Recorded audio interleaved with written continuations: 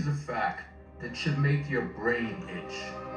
Right now, at this very moment, you're benefiting from the technologies, medicines, navigation systems, surgical techniques invented by people whose names were deliberately erased from history. Not lost, not forgotten, erased. And the reason has nothing to do with the science and everything to do with melanin. I want you to think about that. We live in a civilization that claims to value merit, that worships at the altar of innovation, that tells itself it rewards genius wherever it finds it. And yet, some of the most consequential scientific breakthroughs of the last 150 years were attributed to the wrong people, buried in footnotes, or simply stolen. Welcome back to Arc of Ages. What we're about to do here isn't just recite a list. We're reconstructing reality, because history isn't what happened. History is what got written down, and who controls the pen controls the past. So here's what's really happening in this video. You and I, together, right now, we're conducting an archaeological dig through layers of institutional racism, academic gatekeeping, and deliberate historical amnesia. We're about to uncover 10 names that should be as familiar to you as Einstein, Edison, and Darwin, but they're not. And that's not an accident. That's a choice someone made, multiple someones, actually, across multiple generations. And here's the beautiful thing about truth. It's patient, it waits, and when enough people decide to go looking for it, you can't keep it buried. 10 scientists, 10 stolen legacies, and by the end of this, you're going to be angry, but more importantly, you're going to be armed with knowledge that changes how you see the world. Let's go. Picture this. It's 1916. You're 24 years old. You've just solved one of medicine's most devastating puzzles. You figured out how to treat leprosy, a disease that sentenced thousands to permanent exile from their families, their communities, their entire lives. You've done what no one else could do. And then you die under mysterious circumstances, and the president of your university publishes your work under his name. That's Alice Ball's story, and it makes me furious for reasons I'll explain. Alice Augusta Ball, Seattle, 1892, by age 23. 23! She's the first woman and the first African American to earn a master's degree from the University of Hawaii. Not just in chemistry, in anything. But getting a degree was just the opening act. What Alice did next was save thousands of lives. Leprosy, Hansen's disease. At the turn of the century, if you contracted it, society didn't treat you. It disappeared you, shipped you off to colonies like Kalaupapa in Hawaii. Families couldn't visit. You died alone. There was one potential treatment, Chalmugra oil. But here's the problem. It was basically unusable. Thick as molasses, couldn't be absorbed by the body, caused excruciating pain when injected. Patients suffered through the treatment and barely improved. Alice Ball looked at the impossible problem and thought, what if I could change the molecular structure? And she did. She developed a technique to modify the oil's fatty acids, making them water-soluble and injectable. Suddenly, for the first time in human history, leprosy was treatable. Let me say that again. A 23-year-old black woman cured one of humanity's most feared diseases. Her technique became the standard treatment for over 20 years until antibiotics came along. Thousands of people went home to their families because of Alice Ball's genius. But here's where it gets dark. 1916. Alice dies suddenly. Lab accident? Maybe. Illness? Possibly. The records are suspiciously vague. And then Dr. Arthur Dean, the president of the University of Hawaii, takes her research, publishes it, and names it after himself. The Dean method. For decades, that's what they called it. Medical journals, textbooks, scientific papers, all credited Dean for Alice Ball's breakthrough. Now, I want you to imagine being Alice Ball's family, watching the world celebrate a white man for stealing your daughter's legacy, your sister's genius, your friend's life's work. It took until the year 2000 for the University of Hawaii to finally acknowledge what Alice Ball had done. 84 years. That's how long the lie lasted. In 2007, Hawaii made February the 29th Alice Ball Day, which is fitting because leap days come around about as often as the truth does in this story. But now you know, and every time you share this, every time you say her name, you're putting another crack in the foundation of that lie. Alice Ball, remember it. Next up, a man who revolutionized cardiac surgery, trained generations of surgeons, and developed techniques still used in operating rooms today. His salary? Janitor wages. His title? Laboratory assistant. His genius? Undeniable. Vivian Theodore Thomas. Born 1910, Louisiana, raised in Nashville with one dream, become a doctor. He saved money, he made plans, and then the Great Depression vaporized every penny overnight. So in 1930, Vivian took a job at Vanderbilt University as a lab assistant to Dr. Alfred Blaylock, $12 a week. That's not a research salary. That's cleaning floors money. But Vivian Thomas wasn't cleaning floors. He taught himself surgery, not from textbooks, from doing it. He built his own surgical instruments. He conducted groundbreaking research on shock and trauma. He became so indispensable that when Blaylock moved to Johns Hopkins in 1941, he refused to go without Vivian. Why? Because Blaylock knew the truth. Vivian wasn't his assistant. Vivian was his secret weapon. They tackled blue baby syndrome, a heart defect that starved infants of oxygen and killed them before their first birthday. Doctors had been trying to fix it for decades. Nobody had succeeded. And here's what's not in most textbooks. It was Vivian Thomas who developed the surgical procedure, not Blaylock. Vivian, he practiced on dogs, hundreds of surgery, perfecting the technique, working out every variable. When he was ready, he taught Blaylock how to do it. November 29, 1944, the first operation. A baby named Eileen Saxon was dying. Dr. Blaylock is at the operating table, but he's not alone.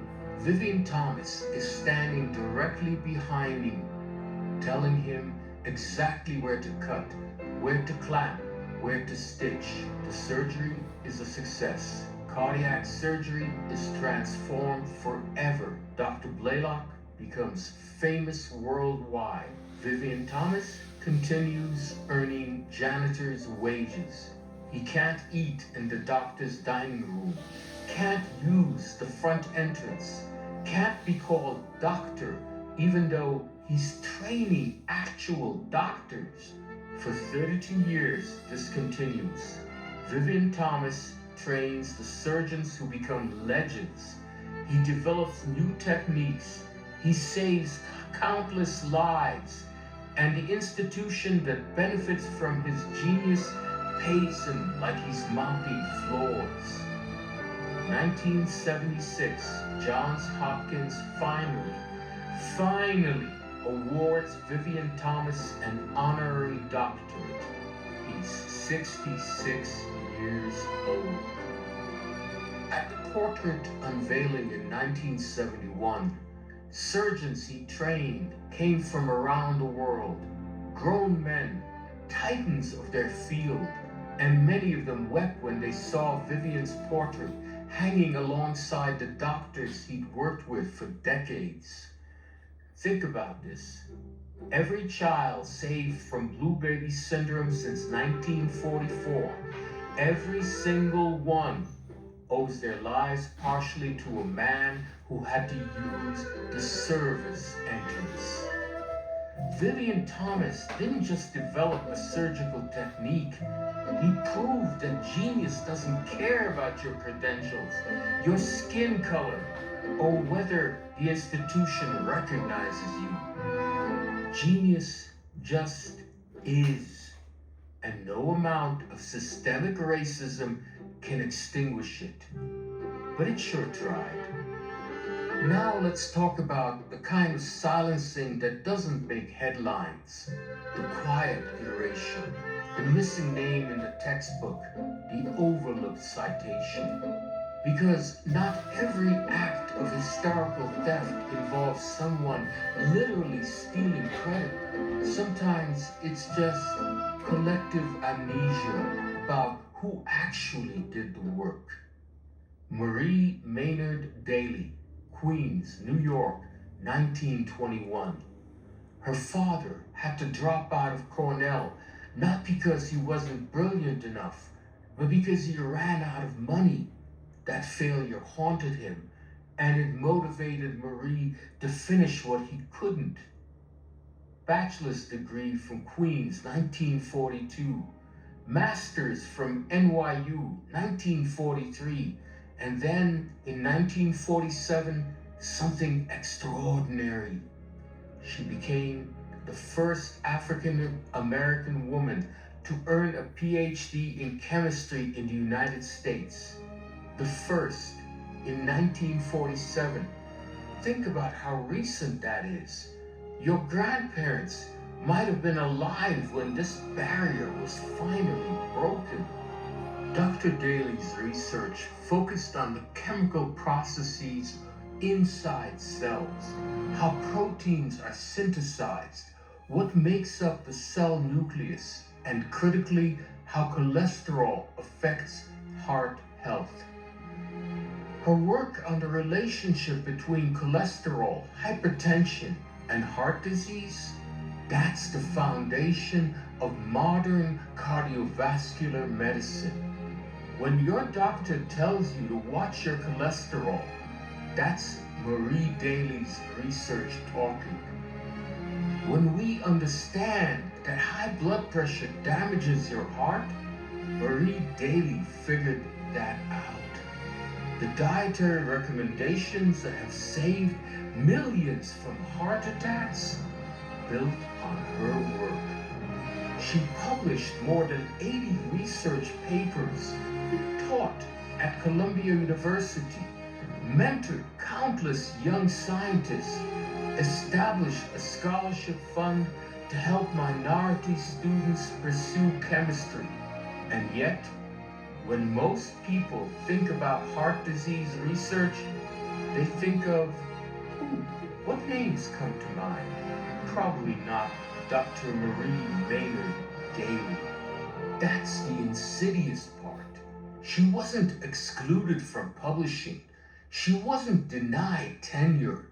She had a successful career by any reasonable measure, but she wasn't celebrated, wasn't elevated, wasn't turned into the household name her contributions deserved.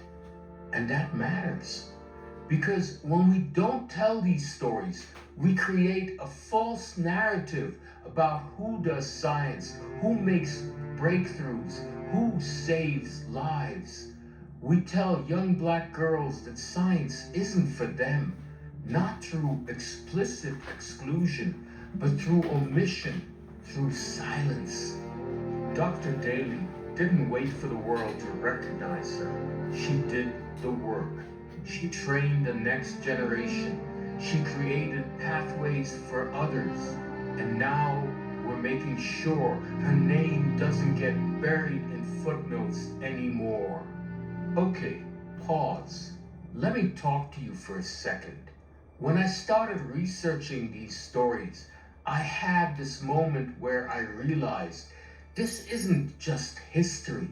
This is active theft, ongoing right now, because most people still don't know these names.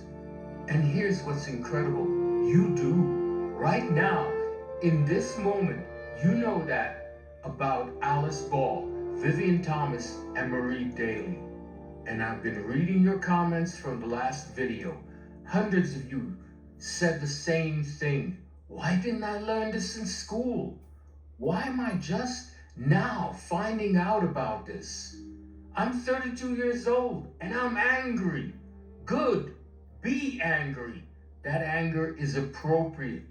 That's your brain recognizing that you've been lied to through omission. One of you wrote, I'm studying biochemistry and I've never heard of Marie Daly. She's literally in my field and they never mentioned her once.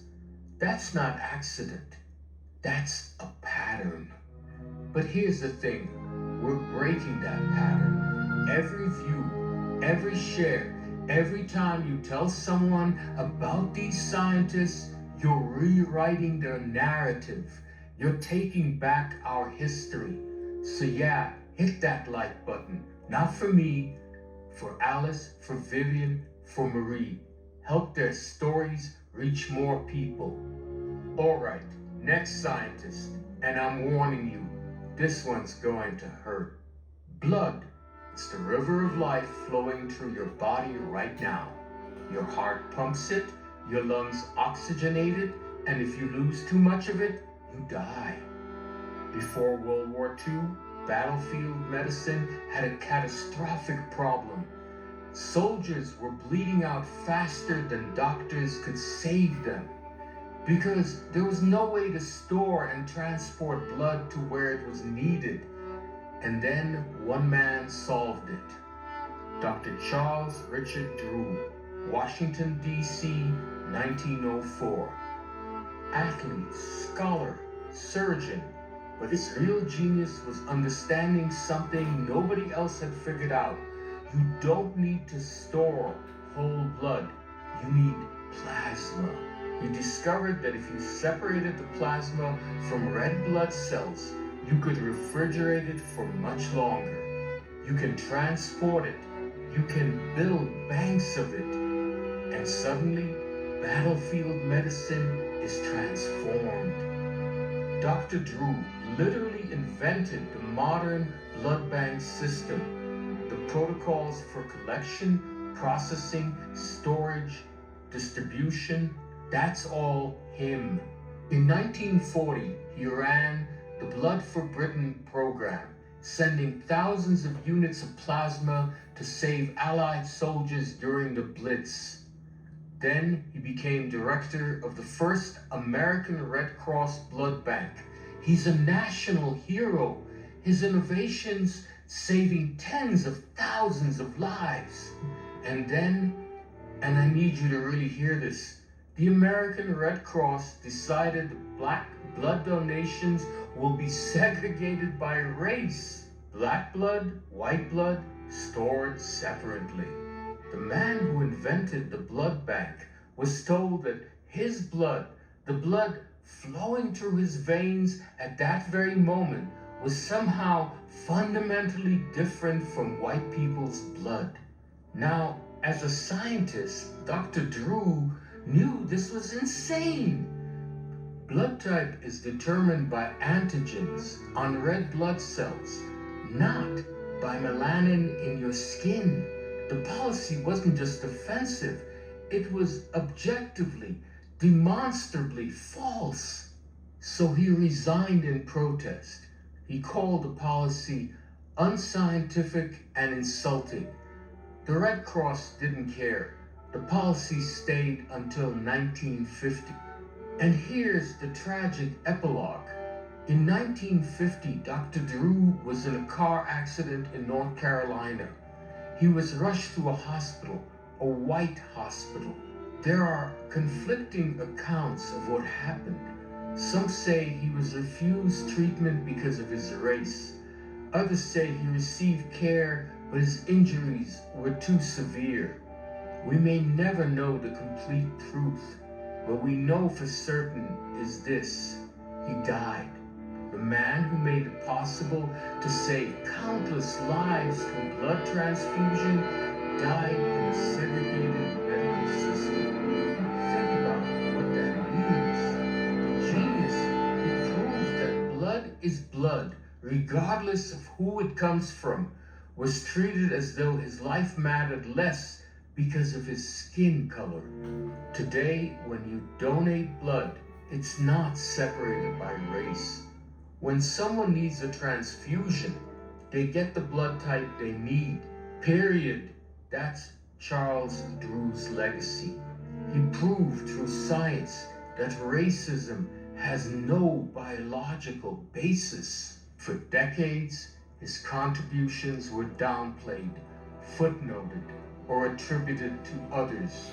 Because acknowledging Charles Drew means acknowledging that a black man revolutionized modern medicine and was still treated as inferior. Dr. Drew saved more lives than we can count, and the system couldn't save his.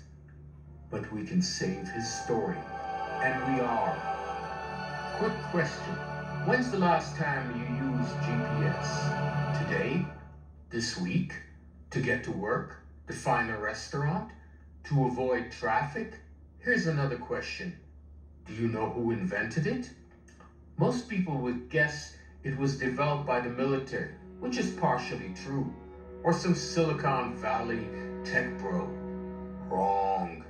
The mathematical foundations of GPS, the precise calculations that let your phone know exactly where you are on Earth within meters, was developed by a black woman from rural Virginia who grew up picking tobacco.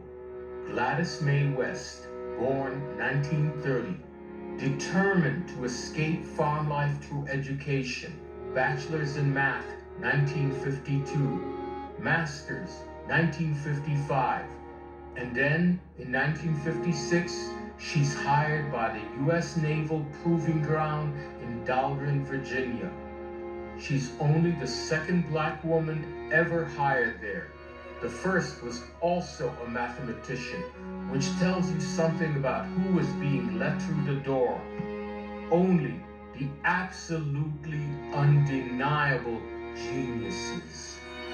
Gladys became a programming pioneer, working on room-sized computers that required punch cards and probably generated more heat than computation. And here's what matters. She was analyzing satellite data and creating mathematical models of Earth's shape. Now, you might think, we know the Earth's shape. It's a sphere, roughly. Wrong again. Earth is an oblate spheroid, slightly flattened at the poles, bulging at the equator, and that's not even symmetrical. The surface has variations, bumps, gravitational anomalies. If you want to pinpoint locations accurately from space, you need to account for all of that. Gladys West did that math. Her calculations were so precise, so revolutionary, that they became the foundations for the global positioning system. The technology that powers your phone, your car, airplane navigation, missile guidance, shipping logistics, emergency services, all of modern location-based infrastructure. That's Gladys West's brain in action. But here's the silencing part. She worked in classified military programs. Her name appeared in technical documents that almost nobody read. For decades, her contributions were buried in government archives. It wasn't until 2018, when she was 87 years old, that she was inducted into the Air Force Space and Missile Pioneers Hall of Fame. 2018. Think about how many times you've used GPS in your life. Hundreds? Thousands? Every single day? You've been relying on Gladys West's work this entire time, and until 5 years ago, almost nobody knew her name. She's 94 now, still alive, and because of people doing exactly what you're doing right now, watching, learning, sharing, she's finally getting recognized. But imagine going 60 years without recognition for work that transformed human civilization. 60 years. Every time you check Google Maps, you're using the brilliance of a black woman from rural Virginia who refused to let her circumstances define her potential. Say her name, Gladys West. Cortisone, birth control pills, glaucoma medication. If you or someone you love has used any of these, you owe your health to a chemist who has denied jobs, refused service at restaurants, and had his house firebombed by racist neighbors. Twice. Percy LaVon Julian, Montgomery, Alabama, 1899, grandson of enslaved people. In Alabama at that time, black children weren't allowed to attend high school, so Percy taught himself. When he got to DePaul University in Indiana, he had to take high school courses at night while keeping up with college classes during the day. Graduated valedictorian, got his PhD in chemistry from the University of Vienna in 1931. And then he became one of the most brilliant synthetic chemists of the 20th century. His specialty, taking compounds from plants and synthesizing them in laboratories, making medications that were previously expensive or impossible to produce at scale. 1935, he synthesizes physostogens used to treat glaucoma, becoming the first person ever to do it artificially. 1940s, he develops a method to mass-produce synthetic cortisone, making it affordable for millions of people with arthritis and inflammatory conditions. He also created synthetic hormones that led directly to the development of birth control pills and hormone therapies. More than 130 chemical patents, each one representing a breakthrough that improved or saved lives. By any objective measure, Percy Julian should have been one of the most celebrated scientists in American history. Instead, he was denied professorships at white universities, not because of his qualifications, but because of his skin. He was barred from hotels when attending scientific conferences. In 1950, he bought a home in Oak Park, Illinois, an affluent white suburb. On Thanksgiving night, someone threw a firebomb through his window while his family was inside. His wife and children were home. They could have died. The police caught the perpetrators. Want to guess what happened to them? Minimal consequences. Because in 1950s America, trying to burn a black family alive in their home wasn't considered particularly serious. A year later, it happened again. Another firebomb. Same house. Think about that. Dr. Julian, who was making medication that saved lives, couldn't get a decent night's sleep because white people wanted to kill him for living in their neighborhood. Percy Julian died in 1975. It took until 1990 for him to be inducted into the National Inventors Hall of Fame. Today, if you take corticosteroids for inflammation, thank Percy Julian. If birth control pills have given you autonomy over your reproductive health, thank Percy Julian. If glaucoma medication has saved your vision, thank Percy Julian.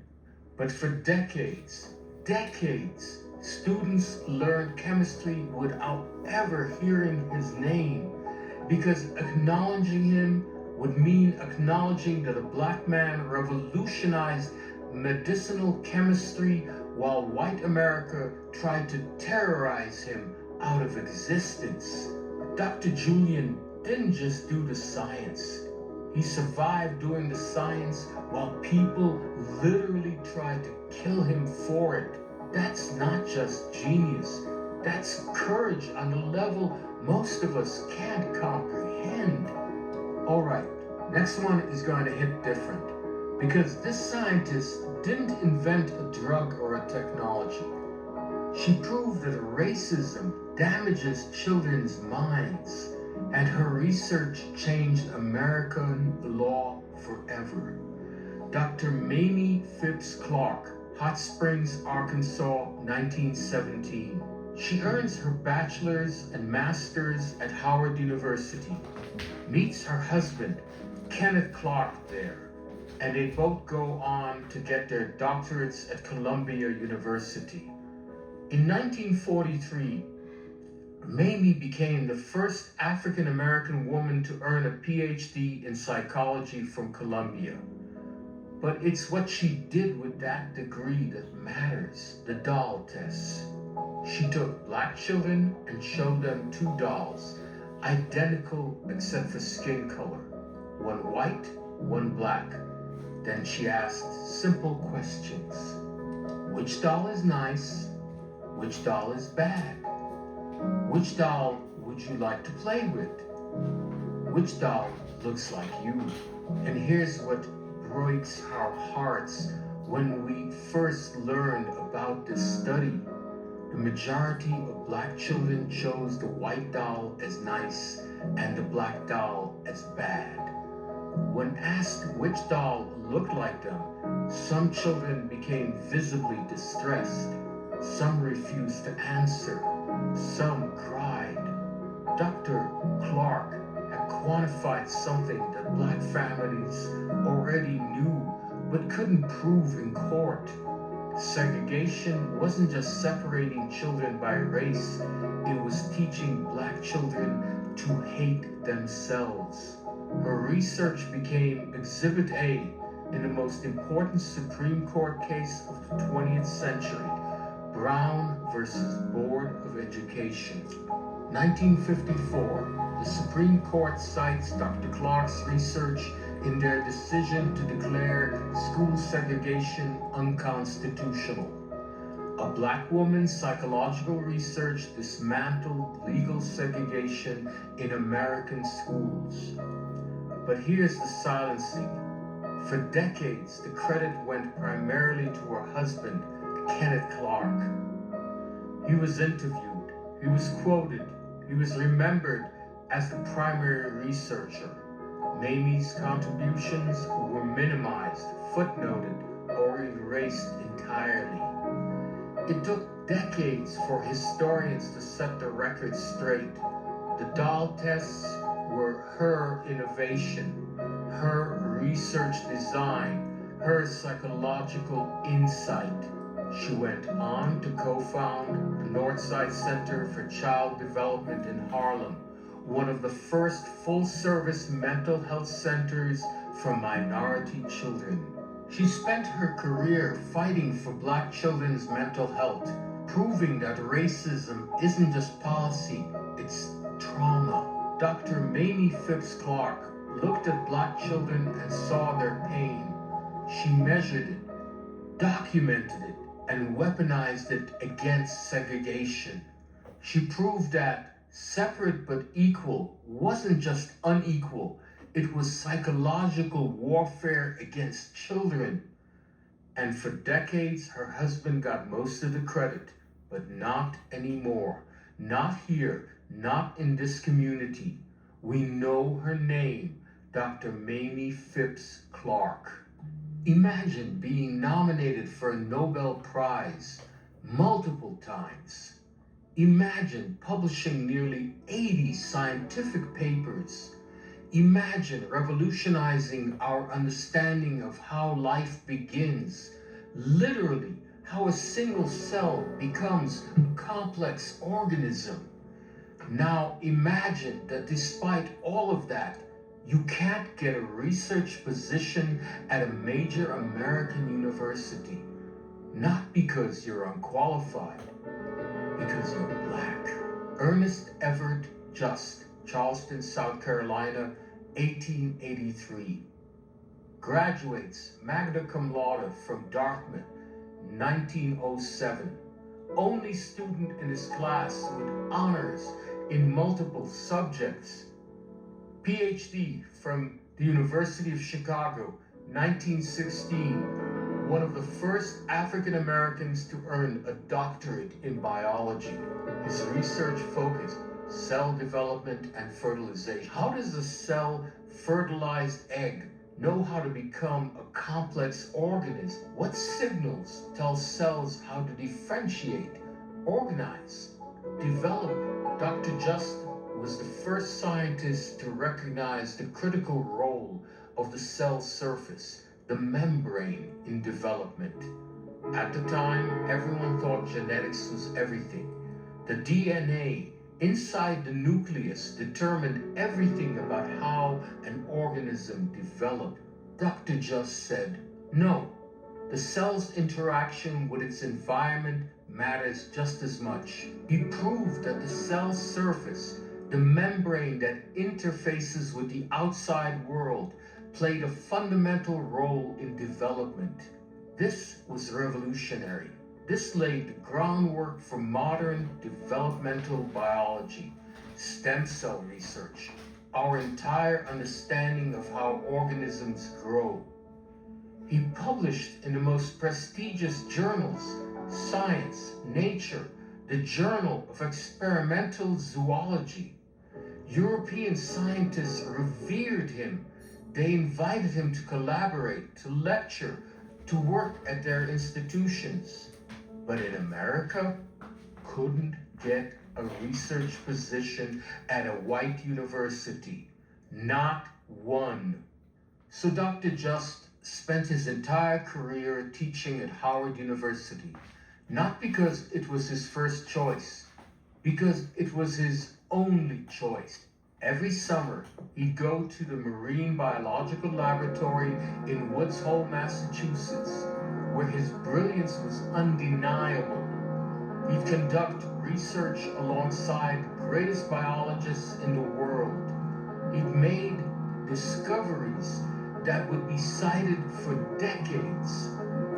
And then summer would end, and he'd have to go back to teaching introductory biology courses, while his white colleagues he collaborated with, who knew he was their equal or better, advanced in prestigious research positions.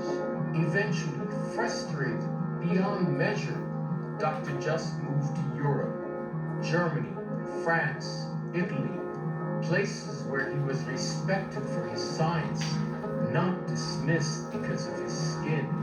But then World War II happened. He was in France during the Nazi occupation. He was imprisoned briefly. He managed to escape back to America in 1940, but he returned broken, physically from the ordeal, emotionally from a lifetime of fighting battles that shouldn't have existed. He died of pancreatic cancer in 1941. He was 58 years old.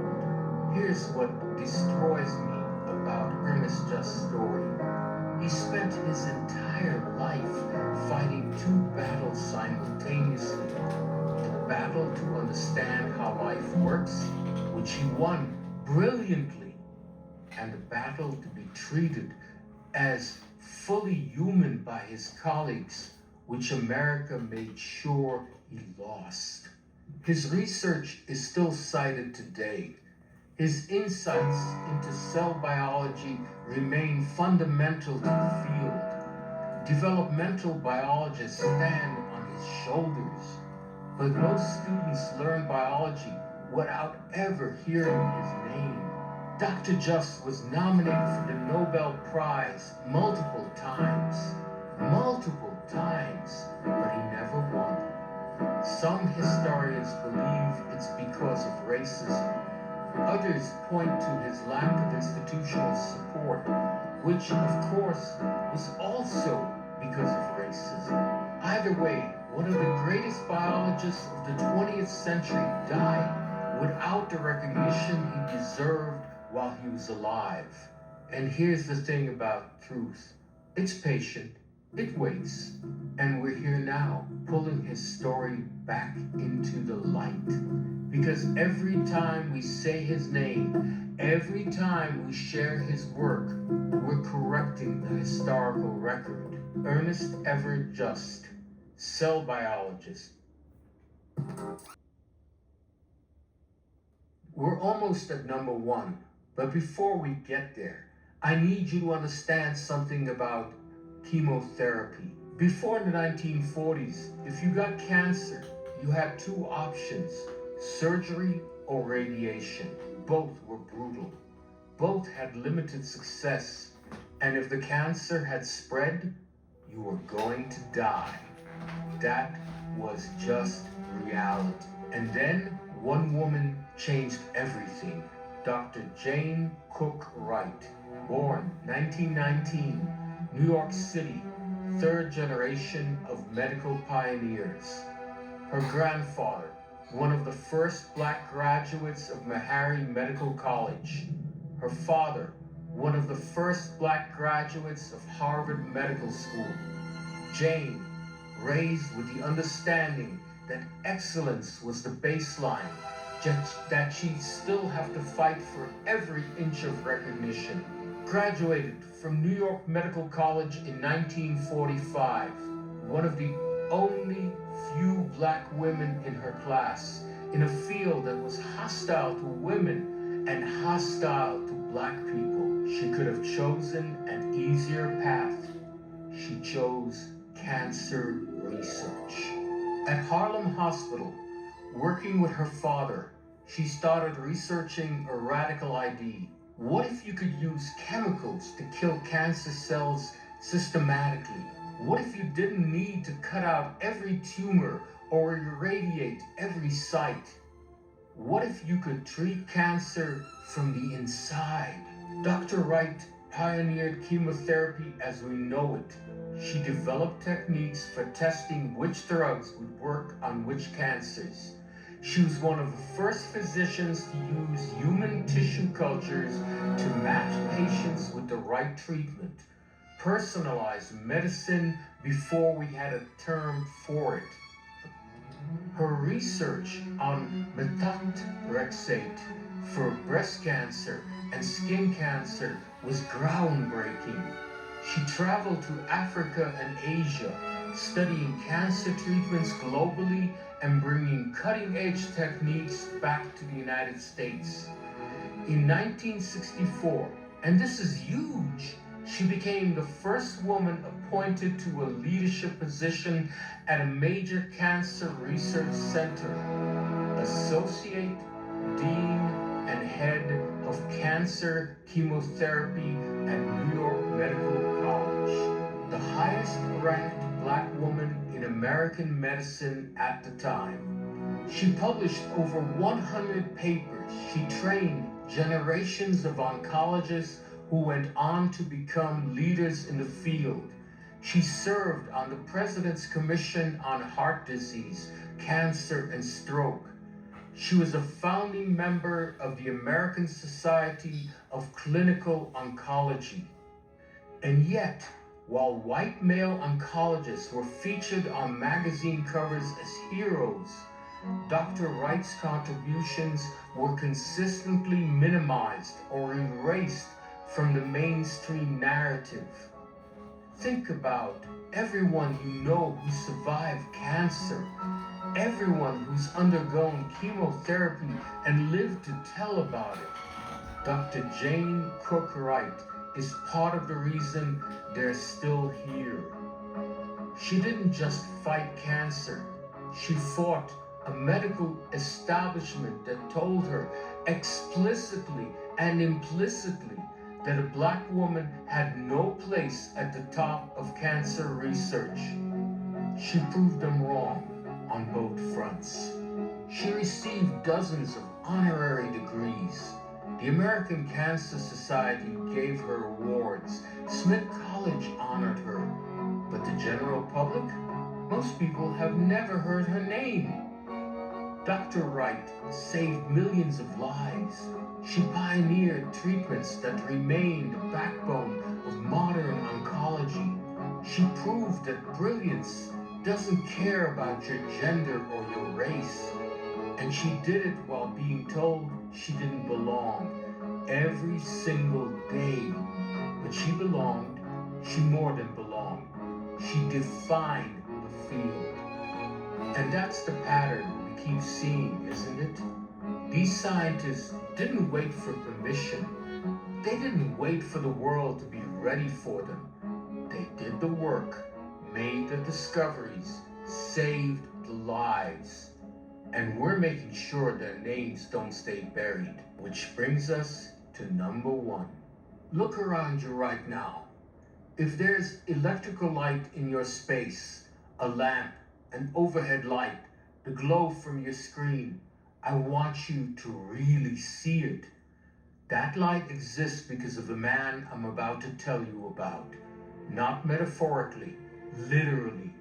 The technology that makes electrical lighting practical, affordable, and accessible to everyone was perfected by a black man whose name most people have never heard, Lewis Howard Latimer. And his story is the perfect distillation of everything we've been talking about today. Born in 1848, Chelsea, Massachusetts, his father, George Latimer, was a fugitive slave whose freedom trial became one of the most famous cases in Massachusetts history. So Lewis grew up knowing what it meant to fight for basic human dignity, for the right to exist, for recognition as a full person. At 15, he lied about his age and enlisted in the Union Navy to fight in the Civil War, served with distinction, came home, and took a job as an office clerk at a patent law firm in Boston. But Lewis Latimer wasn't built for clerking. He taught himself mechanical drawing, taught himself drafting, became so skilled that he was promoted to head draftsman, creating the technical illustrations for patent applications. And in 1876, he created patent drawings for one of the most important inventions in human history, Alexander Graham Bell's telephone. Yes, that telephone, the one that changed human communication forever. Lewis Latimer drew it, made it patent ready, made it real. But he didn't stop there, not even close. Late 1870s, early 1880s, Thomas Edison and other inventors are racing to perfect the electric light bulb. The problem wasn't creating light. They could do that. The problem was making it last. Early bulbs burned out in hours. They were expensive, impractical, basically unusable for mass adoption. Louis Latimer looked at the problem and thought, what if I could make a better filament? And in 1881, he invented and patented an improved carbon filament that made light bulbs burn longer, brighter, and more reliably. Not just a little better, dramatically better. His design used a cardboard filament that was more durable and more cost-effective than anything that came before. He didn't just improve the light bulb, he made electric lighting economically viable for regular people. But wait, there's more. He also invented the threaded wooden socket. Yes, the part that screws into lamps. That's his too. He wrote the first comprehensive book on electric lighting, Incandescent Electric Lighting, a practical description of the Edison system. He supervised the installation of electric street lighting in New York, Philadelphia, Montreal, and London. He personally wired entire cities. He worked for the U.S. Electric Lighting Company, then for Thomas Edison himself. Louis Latimer didn't just invent a technology, he implemented it. He taught others how to use it. He wrote the manual. He built the infrastructure. He lit up the world. And yet, when we think about electric light, we think of Thomas Edison. We think of the Wizard of Menlo Park. We think of genius, innovation, American ingenuity. We don't think of Louis Latimer. In 1890, Latimer was hired by Edison's legal department to defend Edison's patents in court. He became one of the Edison pioneers, an elite group of innovators who worked with Edison on electrical systems. Look at that photo. Count the black faces. One, just one, Louis Latimer. He spent decades in Edison's shadow, his contributions minimized, his name relegated to footnotes. But here's what the historical records couldn't erase. Louis Latimer wasn't just a scientist. He was a poet, a painter, a musician, a civil rights advocate. He taught English to immigrants at the Henry Street Settlement. He was a founding member of the Flushing, New York Unitarian Church, which welcomed black members when others wouldn't. He lived a life of dignity, creativity, and purpose. He refused to be diminished by a world that tried to make him small. Louis Howard Latimer died in 1928. For decades after, his contributions were footnotes, afterthoughts. Oh, yeah, there was this black guy who worked with Edison. But then slowly, the truth started emerging. 1968, his home in Flushing was designated an historical site.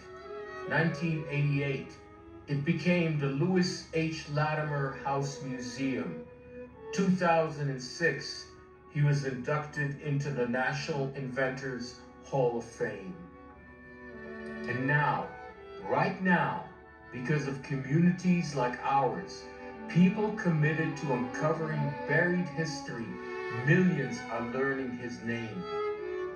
Louis Latimer lit up the world, literally. Every time you flip a light switch, you're using technology he perfected. Every time you screw in a light bulb, you're using a socket he invented. Every time you benefit from electric lighting, you're standing in his legacy. And they tried to leave him in the dark. But here's the thing about light, and here's the thing about truth. It always finds a way through. 10 scientists, 10 minds that changed the world. Alice Ball cured leprosy, had her work stolen by her university president. Vivian Thomas revolutionized cardiac surgery from behind a white doctor's shoulders, paid janitor wages. Marie Maynard Daly unlocked the secrets of heart disease, barely mentioned in the textbooks. Charles Drew invented blood banks, died in a segregated hospital. Charles Drew invented blood banks, died in a segregated hospital. Gladys West, her calculations power every GPS system on Earth, went unrecognized for 60 years. Percy Julian synthesized life-saving drugs while racists firebombed his home. Mamie Phipps Clark proved segregation damages children's minds, ended legal segregation, got less credit than her husband. Ernest Everett Just revealed the mysteries of cellular life, couldn't get a research position he deserved, died at 58. Jane Cook Wright pioneered chemotherapy, saved millions. Most people have never heard her name. Lewis Latimer lit up the world, left in Edison's shadow. These weren't just scientists, they were warriors on two fronts. They fought to understand the universe, and they won. Their discoveries are embedded in the fabrics of modern life, but they also had to fight for their basic humanity, for the right to be recognized, for the right to be treated as equals. And on that front, the institutions failed them. The systems failed them. History failed them until now. Because here's what's happening right now. In this moment, you know their names. You know what they did. You know what was stolen from them. You know what they achieved despite everything, and you're not going to let them be forgotten again. This is what we do at Arc of Ages. We don't just learn history. We excavate it. We pull it from the archives. We dust it off. We hold it up to the light and say, this happened. These people existed, and they mattered. In the comments right now, and I mean right now, pause the video if you need to. I want you to tell me which scientist's story hits you the hardest. But most importantly, what else should we cover? Because I guarantee there are hundreds more stories buried in the archives waiting for us to find them. Drop names, share research, help us build this library of stolen legacies. If this resonated with you, hit that like button. Not for the algorithm, for Alice, for Vivian, for Marie, and Charles, and Gladys, and Percy, and Mamie, and Ernest, and Jane, and Lewis. Help these stories reach more people. Subscribe and turn on